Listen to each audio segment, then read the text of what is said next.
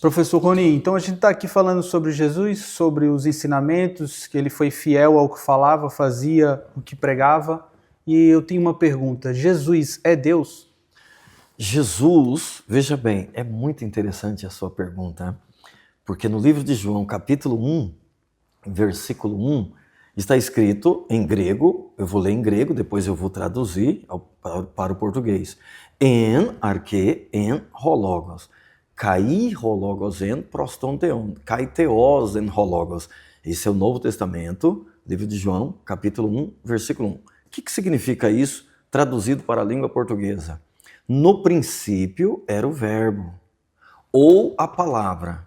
Qualquer uma dessas duas palavras se encaixa no que está escrito ali. Então, no princípio era o verbo, ou palavra, e o verbo estava com Deus, e o verbo era Deus. Olha que coisa interessante.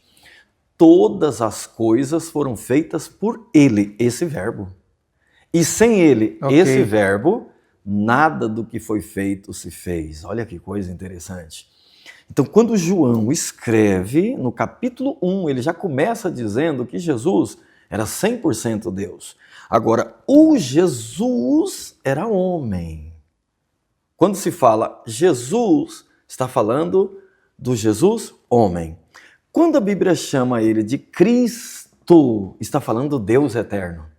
Então, quando ele estava falando, quando Jesus estava palmilhando seus passos aqui nessa terra, ele era duas coisas: 100% homem, 100% Deus. Agora, o que é mais interessante é que ele não usou a sua divindade em 99% das suas ações. São poucos os momentos que Jesus usou a sua divindade.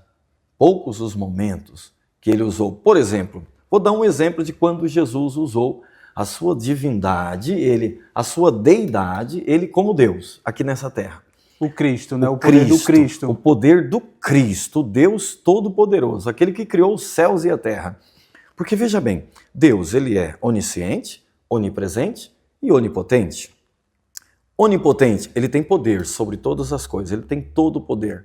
Onipresente, ele está em todos os lugares.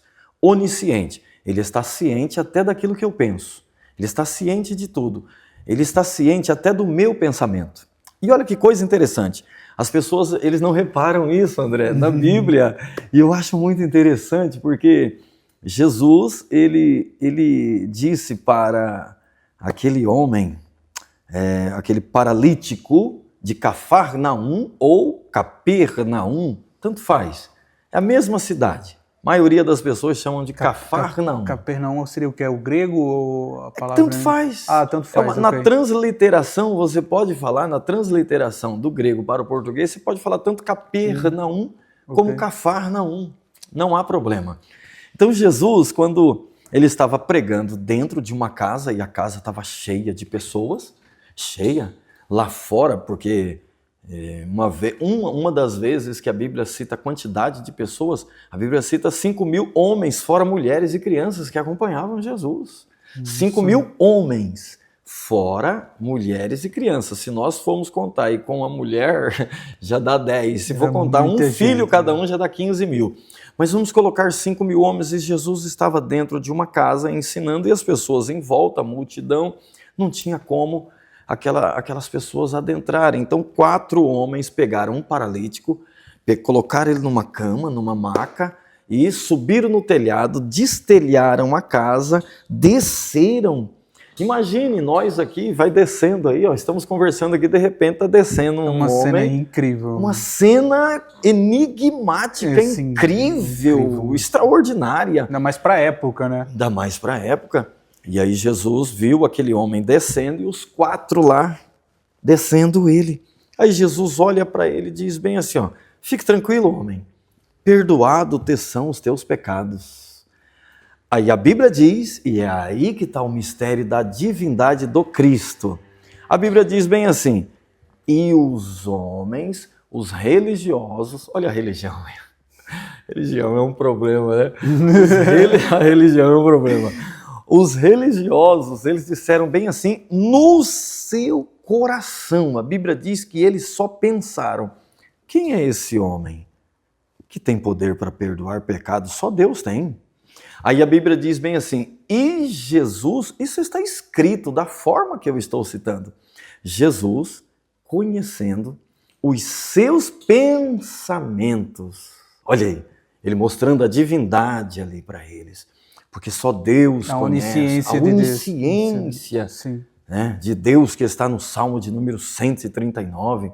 Ele estava mostrando assim, olha, eu sou Deus, eu estou conhecendo os seus pensamentos, será que vocês não estão entendendo isso? Aí, olha, e ele diz bem assim, e Jesus, conhecendo os pensamentos dele, disse ao paralítico, ora, qual é mais fácil? Dizer ao paralítico, perdoados são os teus pecados, ou levanta e anda, para que saibais que o Filho do Homem, agora ele citou Filho do Homem, agora ele citou Cristo.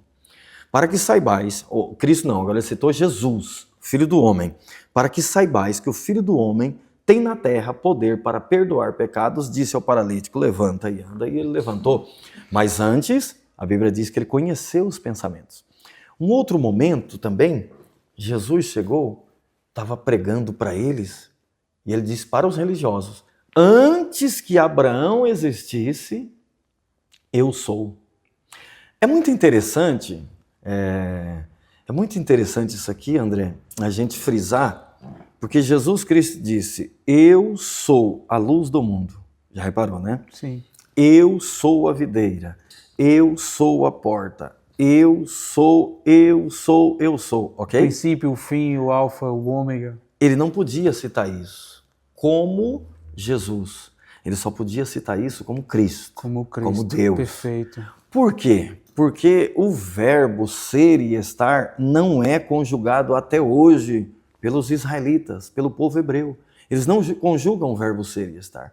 Eles não dizem eu sou Ronir. Eles não dizem isso. Eles dizem eu Ronir. Eles dizem assim. Por quê?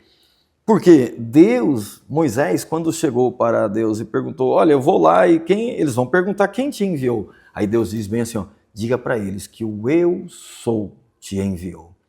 Então os judeus, eles não conjugam o verbo ser e estar por conta disso. Só Deus pode conjugar o verbo ser e estar e ele é o verbo. Olha aí. Que forte. Eu estou entendendo, pastor. Então todas as vezes que Jesus estava dizendo eu sou, ele estava dizendo, eu estou falando isso como Cristo. Estou mostrando para vocês que eu sou Deus. Então, quando ele disse para os judeus, antes que Abraão existisse, eu sou. A Bíblia diz que eles pegaram em pedras para apedrejar Jesus, porque ele estava se fazendo como Deus. Aí a Bíblia diz mais um detalhe. Eles levaram Jesus no monte, foram apedrejar Jesus, Jesus sumiu do meio deles. Desapareceu. Minha nossa. Já notou isso aí na Bíblia? Jesus sumiu, imagine! Olha que coisa forte! E poucas pessoas percebem isso aí. Eles levaram, está escrito, para apedrejar ele no monte e depois o precipitar. A Bíblia diz, e Jesus desapareceu do meio deles. Minha nossa, que isso. Cadê ele? Cadê ele? Estava do seu lado. Ah, não sei, ele sumiu. Então, olha que coisa interessante. Jesus, ele era 100% homem aqui na terra e 100% Deus. Sofrer, ele sofreu como homem. Como homem, ele sentiu sede. Como Deus, no livro de João, capítulo 7, ele disse, eu sou a fonte de água da vida. Olha aí, coisa interessante. Como homem, ele comeu. Como Deus, ele disse, eu sou o pão da vida que desceu do céu. Como homem, ele olhou para Lázaro e chorou, Lázaro morto. Como Deus, ele disse no livro de João, capítulo 11, versículo 25, eu sou, olha o eu sou de novo, a ressurreição e a vida. Quem crê em mim, que negócio forte isso aí, ainda que esteja morto, viverá. Que maravilha, a palavra de Deus é algo realmente, e a vinda de Cristo, não só a morte de Cristo para a nossa salvação, mas a passagem dele é algo assim incrível, é uma leitura e é de uma sabedoria, é aquele exemplo, eu poderia dizer aqui de uma bebida maravilhosa que eu bebo, vou dar testemunho sobre quanto essa água é boa, o quanto isso é bom para mim, mas só quem experimenta e quem sabe o tamanho do que significa o que Jesus fez, o que ele falou, o que ele foi, o que ele viveu aqui, os exemplos, os ensinamentos que ele deixou.